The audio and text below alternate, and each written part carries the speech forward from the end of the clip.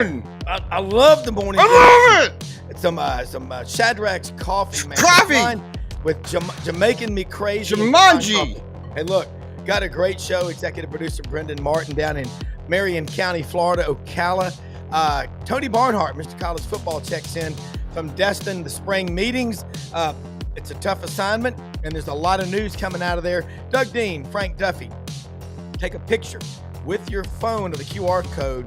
We broadcast live on Twitter, Facebook, and YouTube. And look, man, we are blessed to have a growing audience, a great channel, a lot of information coming out. Want to say hello to Michael Jordan and Tommy Lusk down there. Michael Jordan. Down there on the Emerald Coast, down there on 30A, Blue Mountain. Hey, if you like, Brendan, anybody in the Panhandle area down there, if you like ribs, barbecue ribs, Memphis style, Michael Jordan can cook them about 20 a day slabs. If you want them, I'll hook you up with him. We'll get into that more later, but a lot to cover today. Wow, that sounds good. Michael Jordan. He can cook brisket like nobody else. Basketball like nobody else. That's right. That's right. At 5'10", he is a superstar. But a lot to cover today, man. Again, thanks everybody for watching.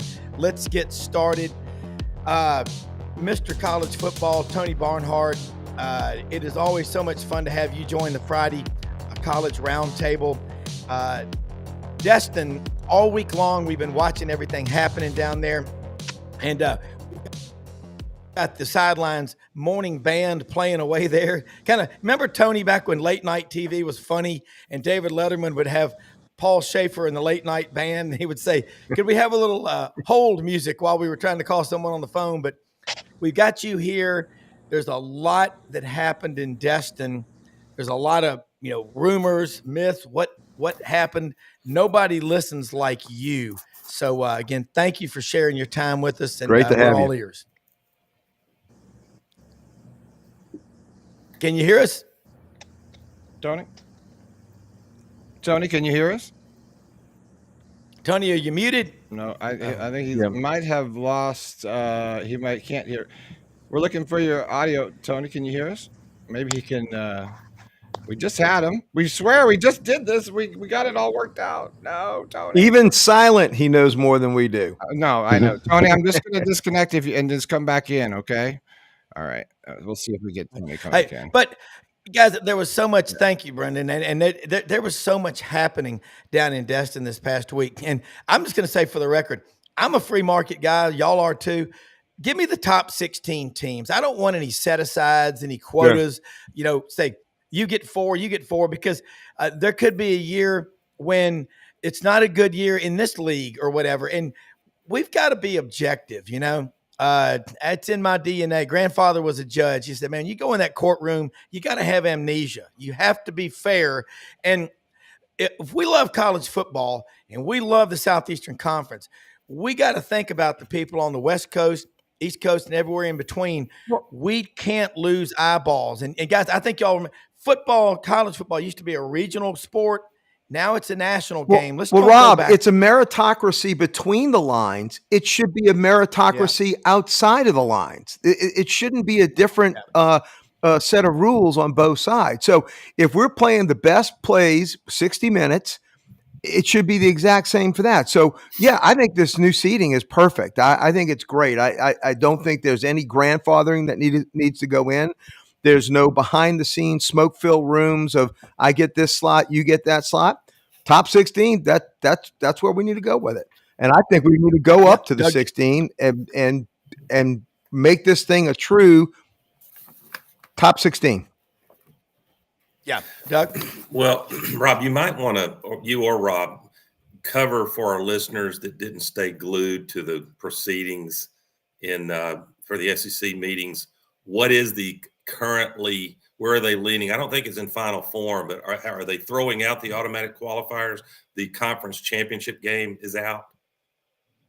Is that right?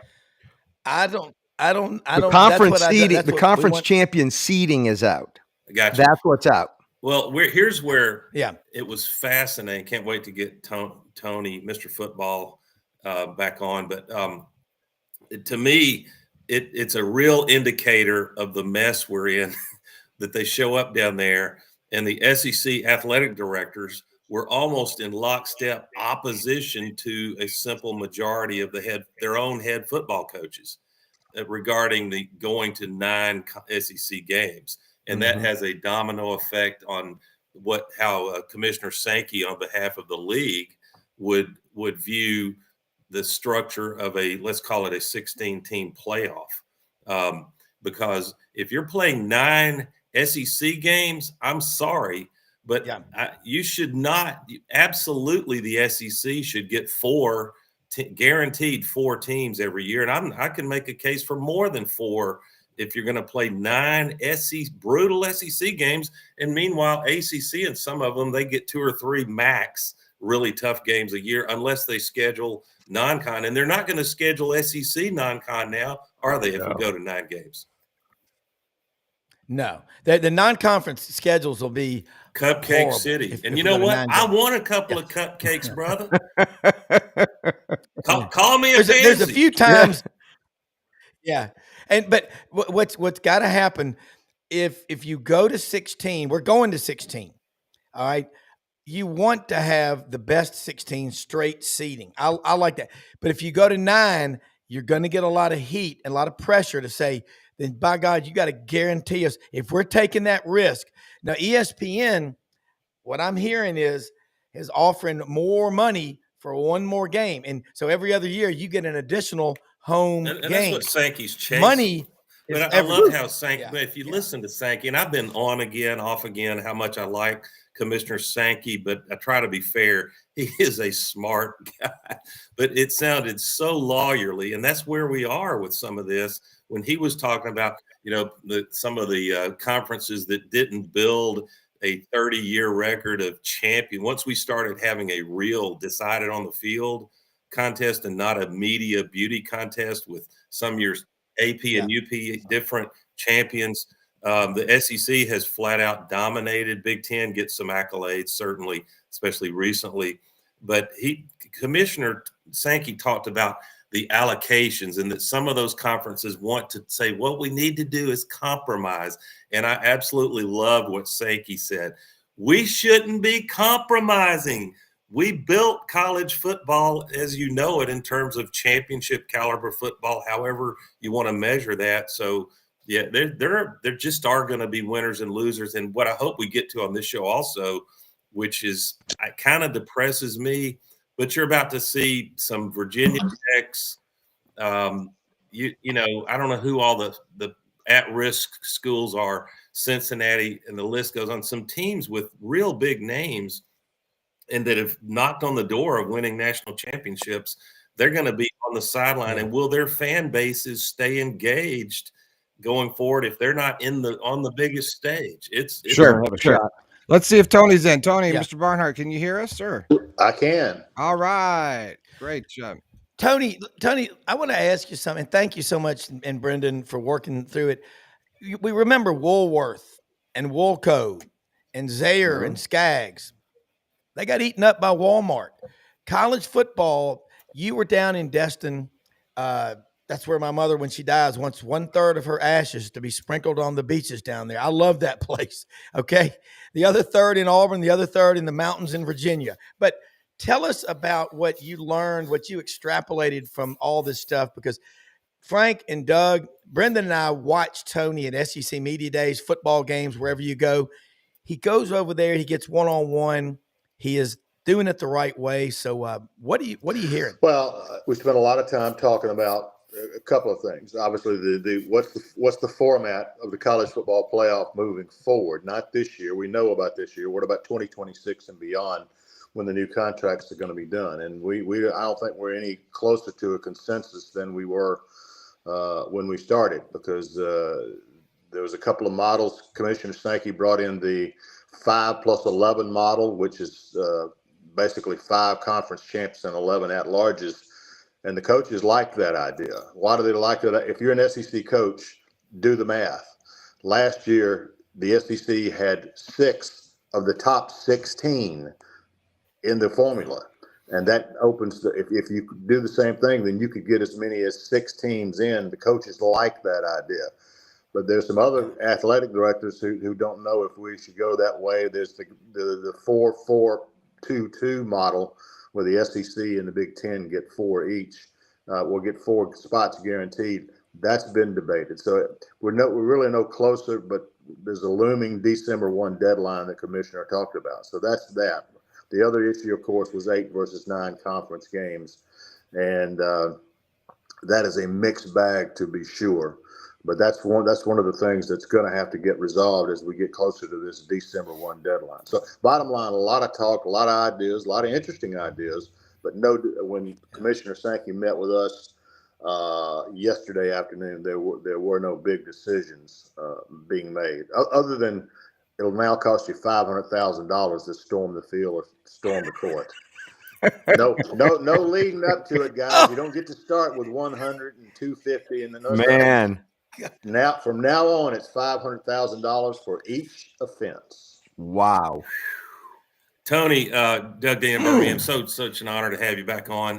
When you were rejoining us, we had begun a little discussion, and love for you to take the ball and run with it on the question of, it's kind of a slightly depressing question for those of us who don't just pull for our Deep South team, Georgia, Alabama, Auburn, whoever it is, but care about college football at large across the country. And it sure looks like the freight train is headed in a direction that I'll pick one program. There's many others, that a program like Virginia Tech, which to me has had a proud enough tradition and is a couple of years has knocked on the door of potentially winning the whole 9 yards. But those programs, they're going to, it appears, be on the outside looking in. Maybe Virginia Tech won't, but you get my point. Will that just become, will their fan bases disengage, or is there a pathway to give them some kind of championship hardware to keep those programs vibrant? Your thoughts? Well, the issue is one of access. Do you have access to the playoffs? And how difficult is that access? The answer is yes, you do have access, because you can be, in the case of Virginia Tech, you can win the ACC championship and qualify that way. There's a way for you to get in. You're not shut out totally. Is it more difficult for you to get in? Sure.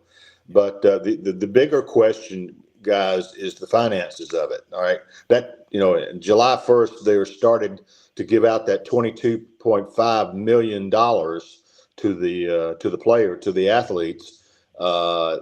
That number is going to grow, and it's going to grow quickly. Arms race. Virginia Tech probably had to work really hard to come up with that $20.5 million.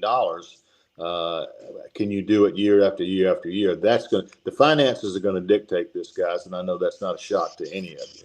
Yeah. Tony, when you talk about other programs outside the SEC, you know the ACC really well.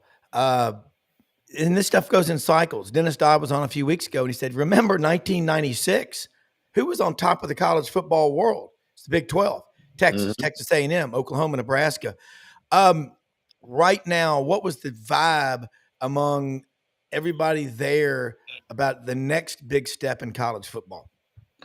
Well, again, the next big step, and I can't tell you how many sentences begin with, well, when the judge in California rules, when the House rule finally does come down after decades and decades of waiting, that's when everything gets. The hope is that's not going to solve the issues, but it's going to give you something that looks like structure. All right, it won't be answers to all the questions, but it'll be there. So that's got to get done. Judge Wilkin has got to get this thing. So because the plans are in place to start distributing this money, so that needs to get resolved. Now the question after that is, what's the format of the playoff going to be? Because until you know the format of the playoff, you can't really schedule the way you want to schedule to make sure that you have a maximum access to it. That's why I think this 5+11 model gained traction, particularly with the coaches. Sure. It's a situation where you get plenty of at-larges. If the SEC, if we'd been in that situation last year, the SEC would have gotten 6 teams in. Just makes sense. Just look at the numbers. And so but we've got to get the process started going down the road. And that idea is starting to grow on me, because guys, the 4 automatic bids for the SEC and the Big Ten, the optics of that are awful. Horrible. just absolutely awful. So I think when you give the coaches another alternative, say, hey, we could play our way into as many 6 spots rather than, we don't need them guaranteed. Just give us a chance to play our way in and we'll do well. And that's what the coaches were betting on them. And I think that's the way to go. Tony, let me make, I love hypotheticals. You are going to be the czar of the selection committee in a year or two when, and let's say in my scenario that the SEC agrees to go to 9 conference games, and you get to pick between a 10-2 Big 12 team, and you can guess what their schedule most likely. Teams can be good or bad, not just based on their name year to year. So I want to be fair, and you're trying to pick between that 10-2 Big 12 team and let's say an LSU that is 8-4, but 4 of their losses include the likes of Alabama, Georgia, and so on, or maybe a loss in the SEC championship game. What are you thinking about? Do you see why that scenario makes Sankey and some of us lean toward what is bad optics, but to lean toward automatic qualifiers? Oh, that's absolutely right. Because listen, we can all have this great conversation theoretically about, well, you played the harder schedule, but you know darn well, and this is something that Brian Kelly, I was at a small group talking to Brian Kelly. He said the problem is that everybody focused on the right-hand corner, the losses, the right-hand column, the losses, and they don't quantify the wins as well. And that's a fact.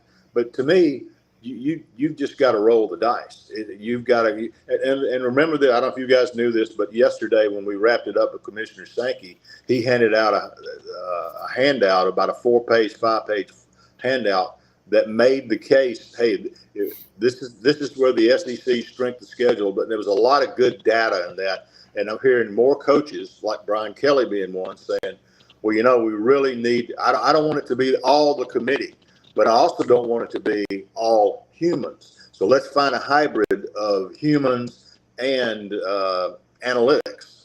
And I never thought I'd hear so many coaches say analytics in all my life, but they did. And so I think that's where we're headed. It's going to be we don't want the humans to pick all 16 spots. All right, we want a combination of humans and analytics to come up with it. I know somebody's going to bring up BCS. Don't worry. This is not that, because my. I got PTSD as an Auburn man, Tony. Hey, Tony, don't tell me I got to wait up until 2:30 in the morning to see what happened with Hawaii and Washington State to see if I'm going into the national championship game. Hey, Tony, you heard Commissioner Sankey talk about allocations in these very legalistic terms, which fascinate me. And I'm an English major undergrad. Here's the best analogy I found. I need to work on it. Analogy's limp, but it's as if the U.S. and a coalition of Caribbean countries invaded the island nation of Grenada, Operation Urgent Fury, took 3 days to occupy it militarily. And then Grenada announces, okay, what we need is compromise now. And the Big 12 and ACC, of course they want compromise. And Sankey rightly said, screw you. He didn't use those words, but how did you find that drama, Tony?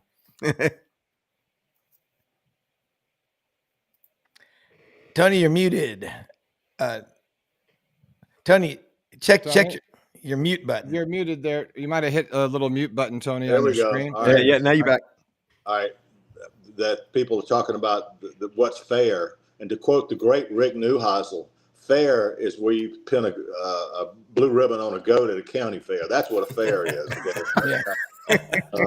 Love Neuheisel. The fact of the matter is for the Big 12 to get and the ACC to get what they want, you're going to have to cooperate with the SEC. And for the SEC to get what they want, to me, they've got to adopt the 5+11 model. Yep. The pushback is going to be so great. Yep. Still, I'm not sure. Scott Strickland, the AD at Florida, who I have a lot of respect for, he just says he's not convinced that the whole SEC, the whole college football model is going to work because you don't have enough sample size to really. Correct. He makes a very good point there. You don't have enough sample size. In many ways, you just got to wing it and use the data as best you can. But it's going to be interesting when it all comes together. But you know what? As Commissioner Sankey said a couple of years ago, I'm tired of circling the airport in the air. I want to land this sucker. Sure. And they're going to have to, at some point, they're going to have to make a decision. And it looks like December 1 is not a hard deadline, but it's a pretty firm deadline that they've got to get this resolved. Well, but it's like they're doing it without air traffic controllers trying to land it. They would be winging it. There's no doubt about it. Tony, 8 versus 9 is definitely winging it without the data points. Yeah. Tony, the 5-11 makes the most sense. And of course, it's got the least resistance because of the money. I mean, it's the path of least resistance. It solves a lot of our problems. But I do think you're right. The real question for the SEC, for Sankey, is do we do 8 or 9 games? Because therein lies really how the SEC's performance and the number of teams that we get into the playoff is going to be determined. And there's good and bad on both sides. What do you feel on that debate, 8 to 9, for the overall betterment of the conference, not particularly the teams, but the overall betterment of the conference? I've been for 9 for quite a while. Matter of fact, I went to see Nick Saban a week ago in his office. He looked at me and said, I've been pushing for 9 for a decade. I said, I remember. Yes, I do remember. You were the first one to push for 9. I just think 9 is the way. Well, first of all, the Big 12 is going to say, wait a minute, we're playing a 9-game conference schedule. And the Big 10 is saying, we're playing a 9-game conference schedule. Those guys should be doing it. But I will say this: I don't think Commissioner Sankey's in the mood to have another conference commissioner tell him what he should do. I don't think he's in that mood right now. So, but the bottom line, I'm for 9 for a lot of different reasons. I just want more SEC football. I'm raising my hand for more SEC football, which is a good thing. And the other thing, and Rob, you and I talked about this before, is my favorite game. Over the 50 years I've been doing this, my favorite game is Georgia-Auburn. Okay? I have a great affection for Georgia-Auburn and all the history that comes with it. And if we don't go to 9, well, my belief is that we'll lose that every year. Now, here's another twist, though. Commissioner Sankey has heard that, and he says, no, we have a backup plan that if we stick to 8, we'll be able to protect more than one rivalry game. And if he can do that, show me. But he raised that issue that they could come up with a plan to protect the Tennessee Alabamas, the Georgia Auburn, those kind of. Well, Auburn's going to have a busy dance card because we want them back too. We want the craziness of Auburn LSU. So everybody wants Auburn back on their schedule. It's such a great rival. Yeah, and I hope Tony can come back. Yeah. Maybe Tony will rejoin. Looks like he's still there. But Mr. Barnard, you still there? There you go. All right. Sorry, guys. I think somebody was trying to call me on the phone. Oh, yeah. That's always the thing. If they protect you there? 2. Hello? Can you hear us, Tony? Hello? Yeah, Tony, we're here. Oh, yeah. That's always happens because when you come in on your phone, he gets a phone call and you get screwed over. He'll call back in just a second. Hit that airplane mode. If you hit airplane mode, that'll stop that. Yeah. New rules: required laptop and Yeti mic, standard equipment. We went from laptop to cell phone to his camera died. Literally, his camera died when he was trying to come on this morning. I mean, that's weird. All I was going to say is, if you protect as many as 2 important rivalries, like he used the example of, the Iron Bowl's not going anywhere, so that leaves the question of Auburn, Georgia. And in Florida, LSU, any other fans can pick. Alabama fans are going to say we got to keep the Tennessee rivalry. But then I think by definition, with 8 conference games, that means it's going to be a lot more years, 4 or 5, maybe more years before you rotate around and play everybody else in the league. And that bugs me. Yeah. Hey, Winter Timber Outdoors, folks. And Doug, you know this, all you sportsmen, hunting and fishing guys and gals. Off season is not really off season. You're getting your food plots ready. You're doing the stuff. If you're a duck hunter, you're working with your farmer and the people that are working the fields. Make sure and leave some stuff around the pit, around the blind. Everything you need for the outdoor life, hunting and fishing, is Winter Timber Outdoors in Athens, Alabama. Just remember, they're opening up a 13,000 square foot store in Auburn, Alabama, late July, early August on University Drive. Their plan, get this, is to grow in all the towns that are the 16 Southeastern Conference schools. Hey, clothes, guns, ammo. They have everything that you need. Yeti coolers, Dixie decoys, duck camp, Sitka. They got more Sitka than you've ever seen. Boots and the St. Nick's knives. Hey, Kenny Winter, Dylan Monroe, great people. They're all outdoorsmen. Kenny and these people are committed to making the outdoor life the best life. Winter Timber Outdoors, Athens, Alabama, coming to an SEC town near you. I hope, and I know Brendan, it's amazing. It's like whenever you fly from, let's say, Atlanta to Beijing, you don't want to know what's going on in that cockpit, especially if you're going through a thunderstorm. Just have a couple of cocktails. It only took us about 6 months to get there, Rob. I know. Trust me. Rob be like, "Can you just break it down for me?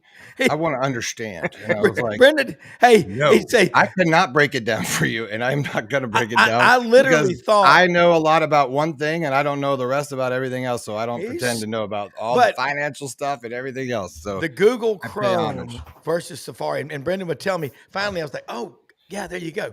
Nothing more deceptive in life than an obvious clue. Hey, and I hope, Rob, Rob, Tony can come back in.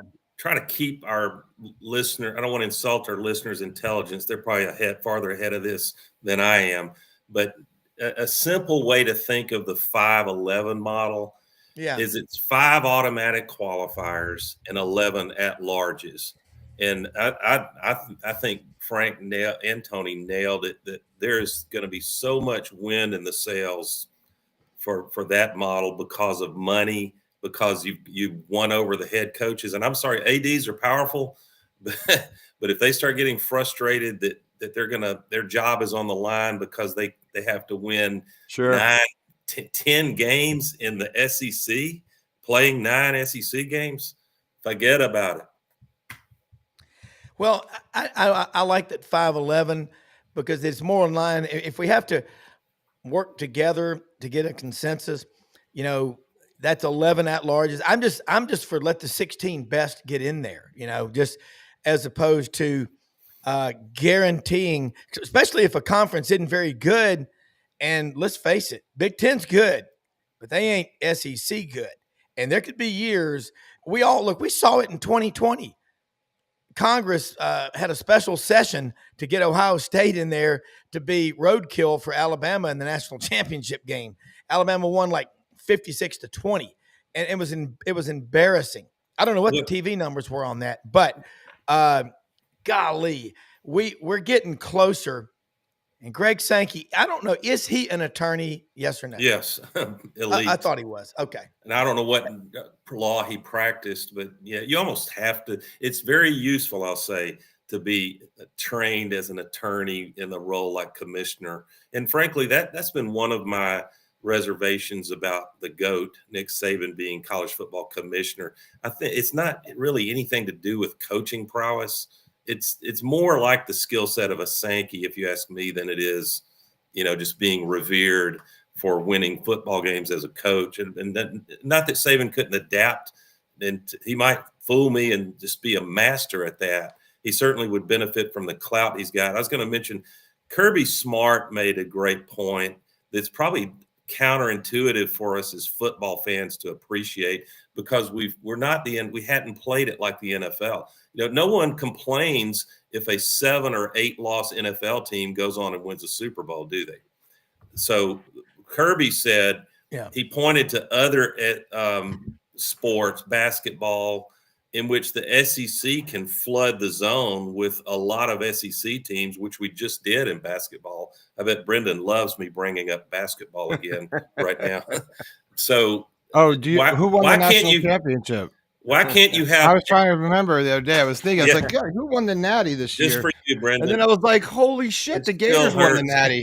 I was like, you're not kidding me. It was amazing. We're getting Todd Pettiford back, so hopes. God, and then we got, and then we just got everyone coming back. Oh, you're going to be. Florida's going to be a load. They'll have to deal with, sophomore slump for Todd Golden. We'll see how he does. Well, but, he's certainly the golden boy now with all that money. Oh, no, listen, Florida's a force to be reckoned with for sure. But the point being, there should be a year or two if we go to 16 teams that in a 9 SEC game schedule, there should be a few years where you get 7 or 8 SEC teams in the playoff. Am I crazy, Frank? If there's no political shenanigans going on in that room out in Dallas when they're eating their prime rib, yeah. And that's where because if you leave it only to the humans, I've seen it time and again. It's going to be regionally biased, and they're going to distribute political power to throw a bone to everybody. Yeah, it's going to be like DEI. We saw with Indiana, SMU, and some of those that should have had to play, at least had to play a play-in game. Well, the sad thing is, it's like I just feel like it sucks. It's like we have the technology to do this. Like we could compute with our quantum computers and our AI now, and we could get a unbelievably unbiased. Sure, well, not unbiased, but based on the numerics. Who's the top 16 teams, and what's their seeding? I mean, and at a minimum, the committee should start. Maybe they do, for all I know. The committee should start with that non-human look, and they have should have a lot of pressure on themselves to prove why it is any different than that. Prove your point of why you're moving one up or down. Yeah, all right. I like George out in Oregon. Listen, I do not want to serve, but if I'm called upon to save college football, I would have to accept the nomination. I love this guy out in Oregon. It's 2 hours earlier, 3 hours. I feel like earlier. You and him are brothers. That's like the damn football coaches making $9 million a year, guaranteed 5 years, saying, "I just don't know if I like coaching anymore." Hand it to me, brother. I think about Tony had to go. He's going to come back on next week.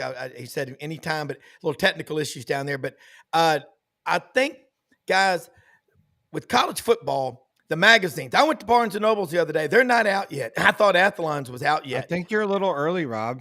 Well, usually it's Memorial Day. No, that's so early. Do you guys remember it coming out of Memorial? I mean, it's like the 2 weeks after.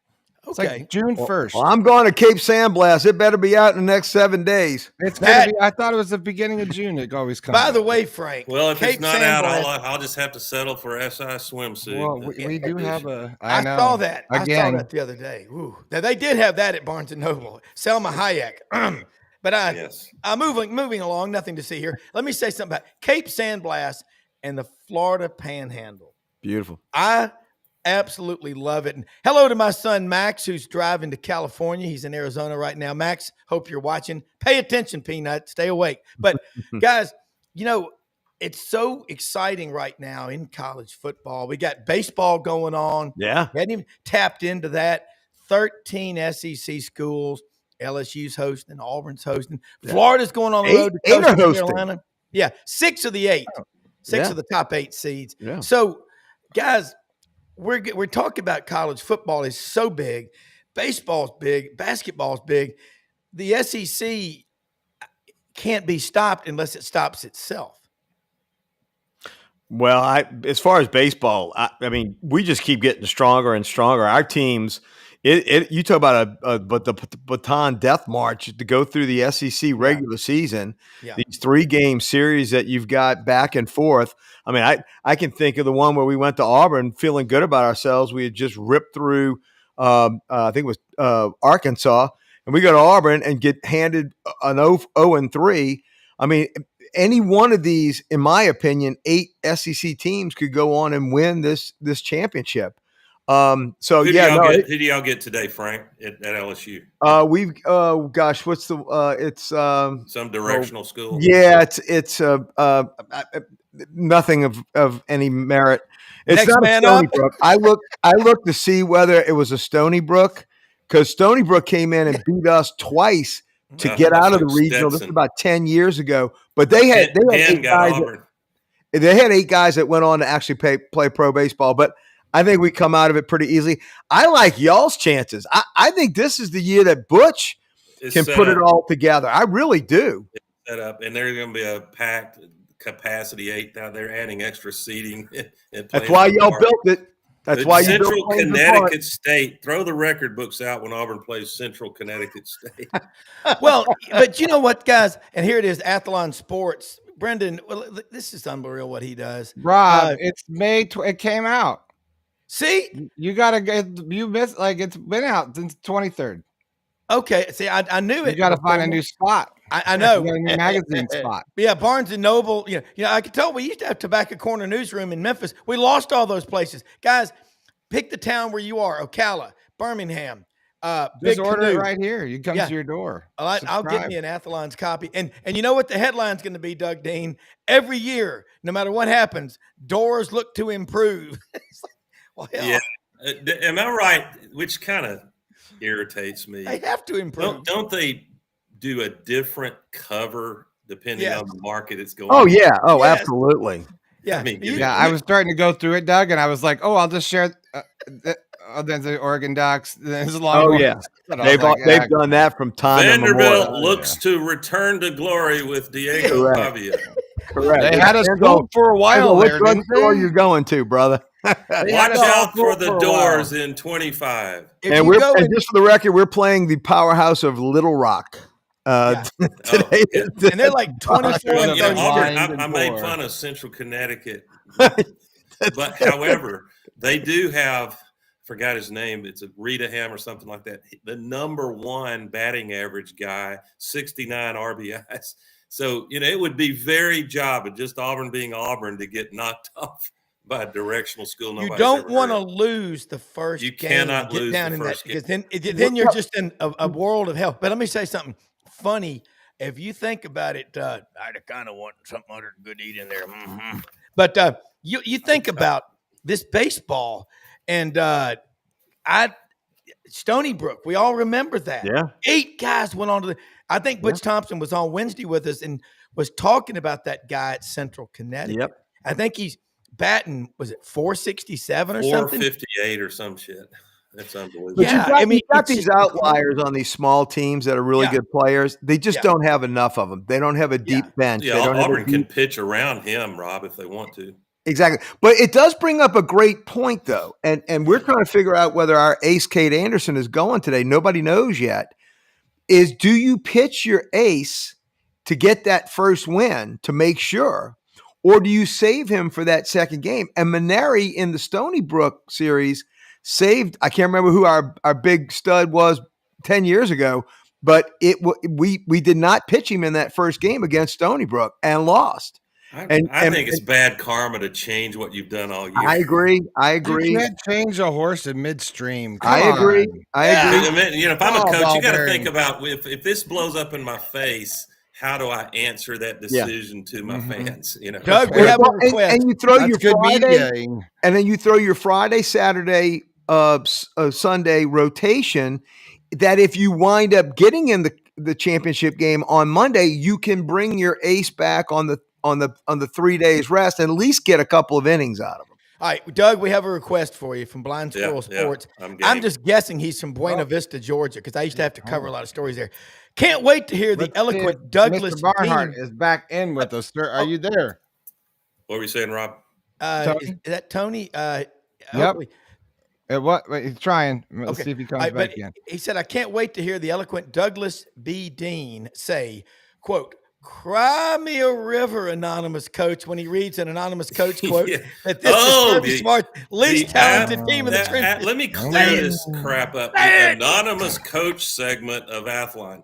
There is no frigging way that a sitting head coach would give an anonymous quote to Athlon or any magazine talking good or bad about a rival program. Now, you got a water boy or a GA, then they're the anonymous coach saying whatever they want to say. But it's still fun. And, it could very well be that a few coaches like Lane Kiffin say, all right, is this really anonymous? And they run their mouth. So great. And you know what? It could be one coach talking about 10 programs. Wow. So I'm not a fan of anonymous sources. Remember that movie Back to School when Sam Kinison was the professor? Yeah. He goes, any of you guys ever remember a little conflict in Southeast Asia? I was up to my eyeballs in rice paddies. Right, you got home listen to the Beatles albums. Remember, he goes, say it. He goes, say it. Doug, you got to say it. Brendan is feeling this bleeding, this championship blood. Here's what you get, Brendan, for what being we so won good. The championship. I'm not talking basketball. Hear me out. Football. You want the crown on your head. Florida gets the heavy weight of you're going to win 10 games this year, Brendan. So go do it. I'm not in that camp, Douglas. The media seems to be in that camp. Yeah, you know what? Everyone gets excited this time of year. Oh, I know. And look, Florida's got the guts to do some great things.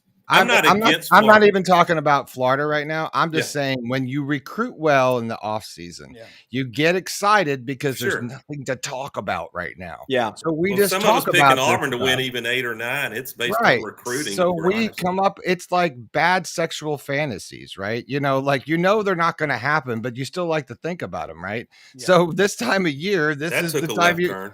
Yeah, well, but it's because what's better than you went in the Natty, right? We're back on the swimsuit issue. What's better than you're the swimsuit issue guy. I guess it's apropos with P. Diddy on trial. By the way, when Livy Dunn is in the swimsuit issue and she's not on the cover, it's been a strong year. And Suni, don't forget Suni Lee. Wait a minute. I saw 2 different SI swimsuit covers the other day. Rob, you're still trying to find Athlon. Yeah, I was looking, but I was distracted, I'll admit. But Selma Hayek was on one, and another one was Livy Dunn from New Jersey. Now, she was NIL before NIL was NIL. That's actual NIL. Yeah. So here's the thing about it, guys. I would say I've got Auburn to win 10, Florida to win 10. I had Florida to win 8 last year. And Auburn 9. I think Auburn with better schemes, they're going to be a better team. Yeah, but I'll tell you a team that's really going to be fun to watch, though, is going to be Tennessee because, they got a new guy in there at quarterback. Iamaleava's gone to UCLA. But I think, guys. Well, if he came to LSU, they'd already snatched him and brought him to Michigan. Yeah. They get Georgia game 3 in Knoxville. So you'll know a lot game 3. I thought I had the schedule going on. I think what's happening in college football, guys, every day we're getting closer to the games. You're hearing less about the portal and about NIL. And you know what I've heard? I have talked to some people who've told me this about head football coaches. This is firsthand knowledge. Not going to name schools. This particular head coach said, I'm repulsed by the NIL, not that he thinks that we've all been lily white all the time, but he goes, I have a hard time talking to 17 and 18-year-old kids about $500,000, $1 million. He goes, I'm talking to you, son, about football. Love him or hate him, whatever you think. I like Kirby Smart. I really do. And I'm telling you, he met my daughter and son-in-law up on Lake Oconee and their dog Samson about 6 years ago. Just ran into him in July. Couldn't have been any nice. He was like, he walked up to Mallory. Mallory looked at him. She goes, I know you. He goes, you do? She goes, I was at Alabama when you first came there, but I'm an Alabama person, but I still like you. And he came up, took pictures with them. He's a cool guy. And I know people from Tuscaloosa that know Kirby and his wife, and they think a lot of them. Look, that guy loves college football is what I'm saying. I know, but what are you trying to say? I'm trying to say his point is. Tell me what you wanted to say. Yeah, what he's saying. Here's what he's saying. I want guys that love ball. Don't come here just let's make a deal. I mean that'll be done. Yeah, but can we get past it? But he's got a bigger problem. I think the good media guys that are out there that are covering the story, they're like, it's over. We're done with this whole thing. This is where we're at. But Rob, Kirby's got a bigger problem. We've got a bigger problem. Yeah, he wants guys that love ball. He better have guys that love Georgia and aren't going to get behind steering wheels and going 90 miles an hour down 316 like idiots. That's the problem. Good luck. He's a great recruiter, but I tell you what, he needs to pop the whip over there, no pun intended, and get these guys in line, because living here in Atlanta, you can set your watch by some dumbass Georgia player doing something just ridiculous out of the blue. It happens all the time. Doug, by the way, Doug, what do you think about that when he's saying, do you think that it could have a sliding scale on fines based off of money or something that's coming in, that you would be fined for certain? I feel like players are going to make money, then they should be fined for certain things. You're talking about off the field mistakes? Yeah, off the field, on the field, NFL, the closest data or guidance we have to look at perhaps is how the NFL manages those things. And, there's a players union and they go to debate with management. And sometimes, if it rises to the level of a criminal violation, then the courts take over. Mm-hmm. But make no mistake, if you're police chief in Cleveland and there's a close call, you can keep a guy on the field, you're probably going to feel a lot of pressure to to be lenient. So yeah, I don't mind the fines if the players are getting money. They can agree before the season starts, before they sign to play at a school or transfer, that in the event of the following types of type 1, 2, and 3, this is the HR guy talking now. Yeah. Well, level 3 violation. Here's the kind of fine or suspension you can expect. And they understand that, and they can't battle it, Rob.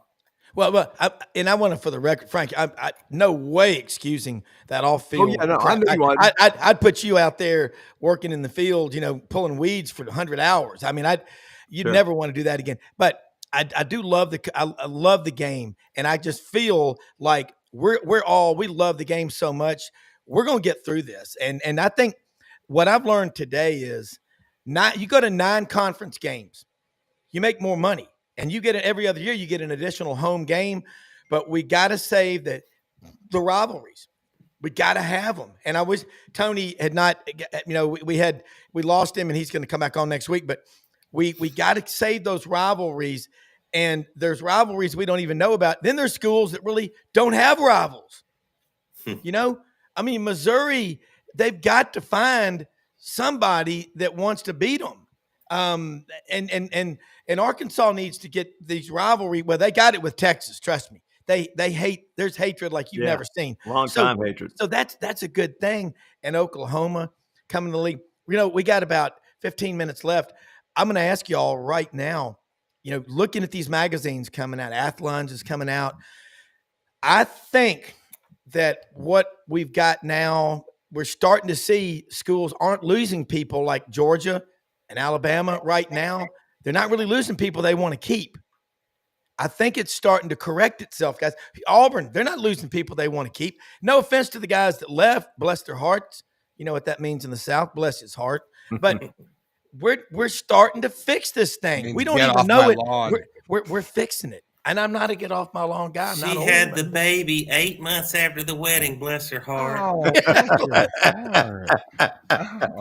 went out with your ex-husband last night. Oh, bless your heart. Bless and I love Blind Squirrel Sports said that, I hear Kirby gets the recruiting faster because not taking a helicopter anymore. He takes one of his players to drive him. A lot of truth there. Yeah, hey, by the way, let me observe, guys. I feel like there's always energy on the show, but because Rob thinks about 4 Red Bulls before we go on. But I think it's there's a little energy in our step this morning. It must be close to college football. Yeah, we are. Well, I'm a little hungover, so there's that. And I caught a little shot of fall weather. I guess it was a couple of days ago when we had that little cool.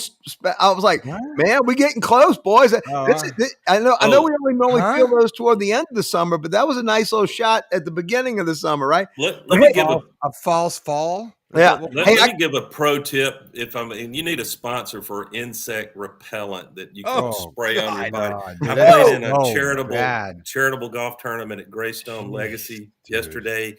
We had rain gear on until the last 8 holes, but every single time our golf carts, if you stop within 15 seconds, mosquitoes were all over us. Dude, and it never got better the whole round. The state bird of Louisiana. By the way, repellent in your golf bag, guys. Yeah. Bug repellent. Hey, I don't think it works. Hey, Rob there's so much of it. It's the volume of it. Like in Florida right now, it's so bad. I walk out at nighttime and I literally I feel like I'm crossing shark infested waters to go to my car. They're coming after your ankles, man. It's sharks only bite you once. Some damn mosquitoes will get on you. Get bug netting. Wear bug netting when you. Hey, I gotta address something that Rob said when Rob was talking about the coaches talking at the meetings. Has anybody ever said a more throwaway line just off the cuff than my coach? And I don't know if he said it in a Southern accent or not, but Brian Kelly dropped the line that this is my best and most talented roster that I've had. Okay. Not at LSU. That's the kiss of death. Not at Notre Dame. Yeah. Not at Cincinnati. He's ever had. So he has thrown himself out of the plane. Yeah. Bingo 2 plane without a parachute. He better win this year. Look, we drink a lot of bourbon down in Baton Rouge, but not enough to where we won't remember that comment.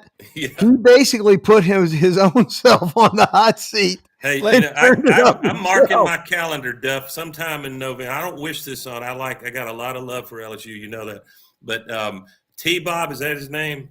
I gotta see Heber's post-game show. If Brian goes to the fourth or fifth loss and pulling that quote out, he is going to wear it out with expletives.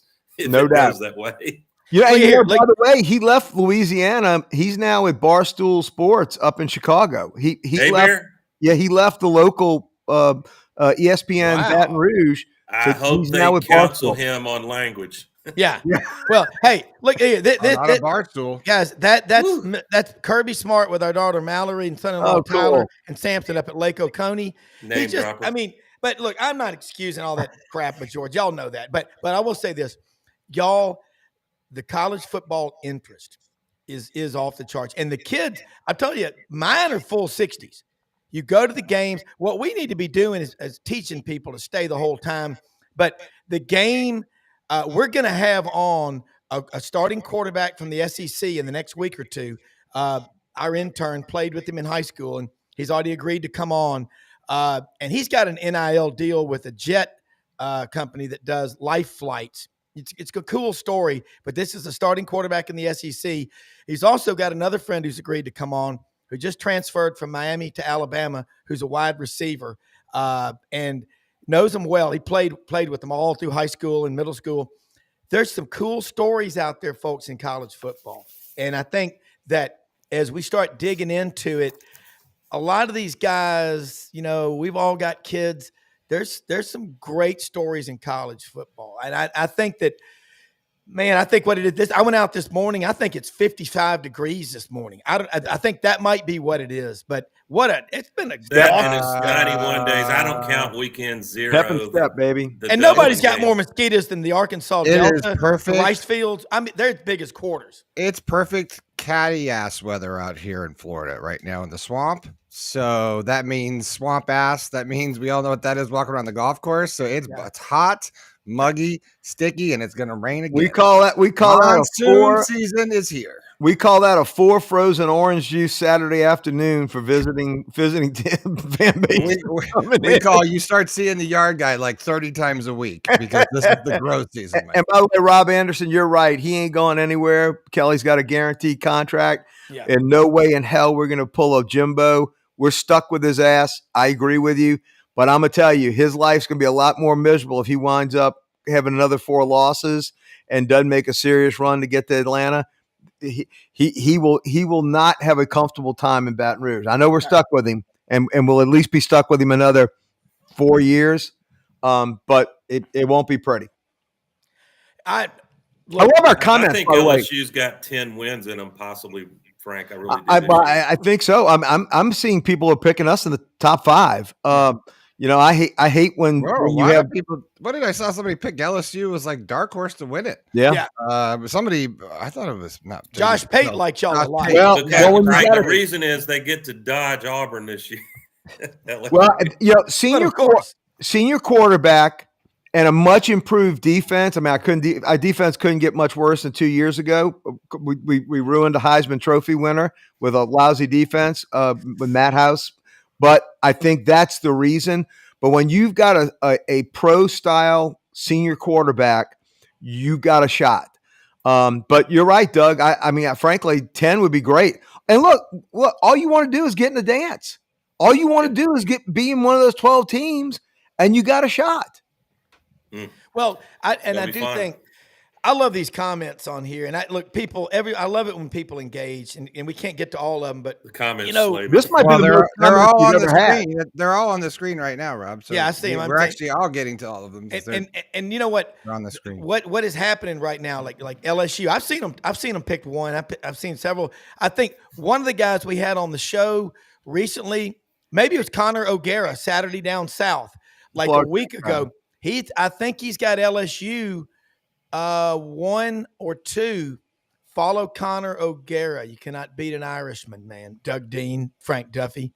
Frank Sounds Duffy. like to me he's been in the Brendan book. Martin. Brendan Martin with the daughter of the middle name O'Quinn. O'Quinn. Thanks, Rob. Oh, I did. Thanks I for was the going- hate, Rob. Thanks for just leaving. No, I got I John Patrick wasn't Duffy gonna- running around here somewhere. No, I wasn't One going of to these do that. I was going to days, say, if your- you look at the your heraldic scroll, caddy, the your heraldic wife, scroll of your Irish producer, names. Rob. No, 3 people. well, Caddy, no. wife, producer. Don't piss them up. 3 people. No, That's you're it. right. But I was going to say Martin, Duffy, Wade, Brown with an E. If you look up this thing called the Heraldic Scroll of Irish Names, I've got it. Well, I did. My son Wilson took it. It's on his wall now, but it's really cool to look up those names. And by the way, Buddy Martin told me last night that his relatives, like great-great-great-great-grandfather, bought one of the first tracts of land from William Penn. Oh, wow. That's pretty cool. Oh, yeah. Wilton. I love his name, Wilton. I love that name. I love these old Southern names, man. Golly, guys, got to wrap it up. Before we do it, let me say something real quick, and I want to say something to both of y'all. That was and a quick hour. Well, yeah, let's say goodbye. We'll hit our things up. Yeah, it's too quick, but guys, this was an awesome show. Man, let's keep. If we have to, we'll turn on the air conditioning before every show to bring this energy. I love it. Sans the mosquitoes, okay? All right, I like the way you frisky talk, boys Rob. have a good weekend. Mine was 2 cups of coffee. I love y'all, man. I'll talk to y'all later. I did like an 8-ball of Coke, but that was it. So Go Tigers. Go Tigers.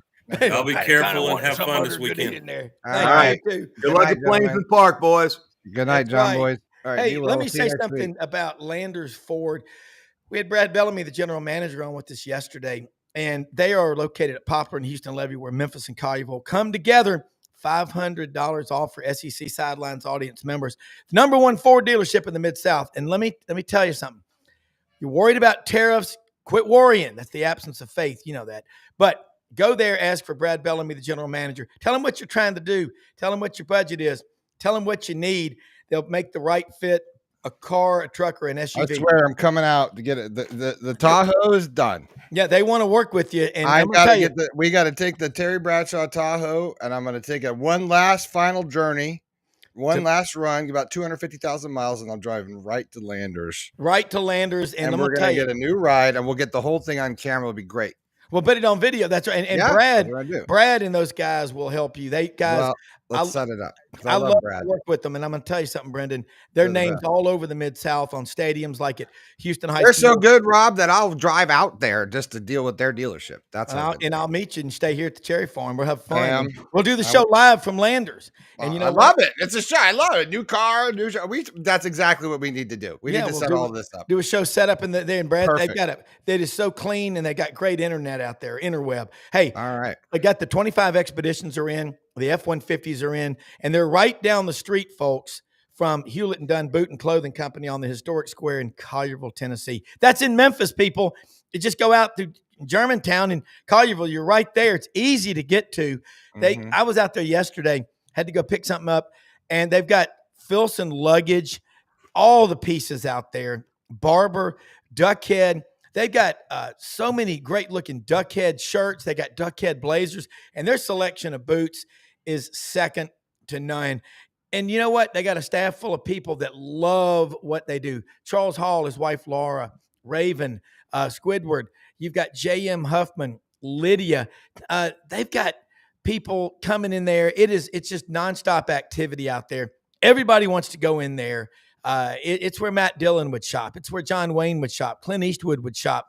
They've got these rock mount shirts that Elvis wore and Bob Dylan still wears when he's out on tour. And they got great looking hats, great looking clothes for men and women. Hey, Mother Teresa said it best.